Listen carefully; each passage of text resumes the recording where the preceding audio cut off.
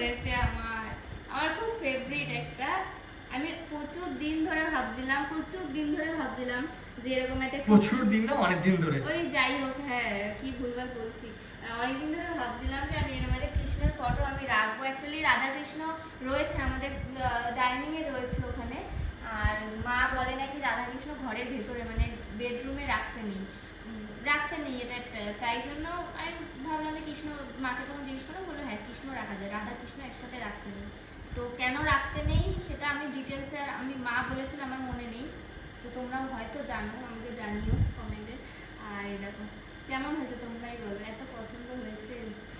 আর আমার আরেকটাও কিন্তু ইচ্ছা আছে, ওই এখন যে কৃষ্ণগুলো দেখবা আছে, এখন না মানে একটা কৃষ্ণ আছে এরকম মূর্তি, সিঙ্গেল কৃষ্ণর মূর্তি, বাঁশি নিয়ে দাঁড়িয়ে থাকে, সিঙ্গেল কৃষ্ণের মূর্তি, আমার ভীষণ পছন্দের। আমি তো মানে ঠিকই করে রেখেছি, যদি এরপরে নেক্সট বার কখনো বৃন্দাবনে যাই ওখান থেকে কিনে আনবো।